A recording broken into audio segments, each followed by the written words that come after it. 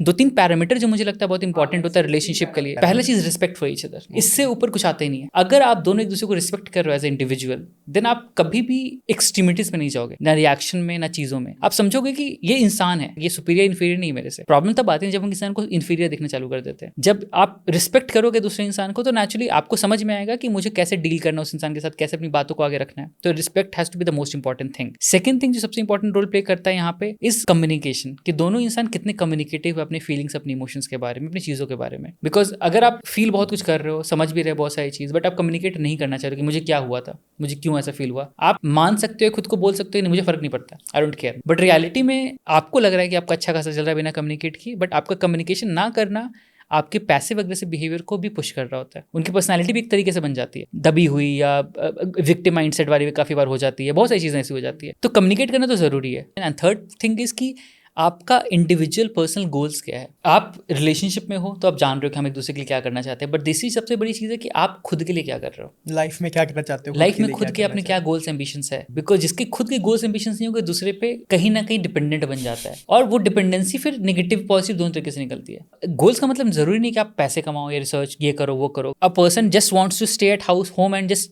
Focus on the family, that could be a goal as well, but take complete ownership of that. ये मेरा goal है, ये मुझे करना है, and you am very happy doing this particular thing, तो तुम अच्छे से उसको डेवलप करोगे। बट बीच में फंस जाना कि मुझे वो भी करना था बट वो नहीं करने का मौका मिल रहा है, तो ये करना पड़ रहा है। फिर जब इस पॉइंट पे इंसान पहुंच जाता है, खुद के जब अंडर कॉन्फिडेंस पॉइंट पे पहुंच जाता है ना, तो दूसरे इंसान को ट्रबल करना चालू कर देता है। Because of course if I am not feeling confident about myself, I will naturally want to seek confidence from them, and then उसके अकॉर्डिंगली चीजें बहुत अगली हो जाती है टाइम्स।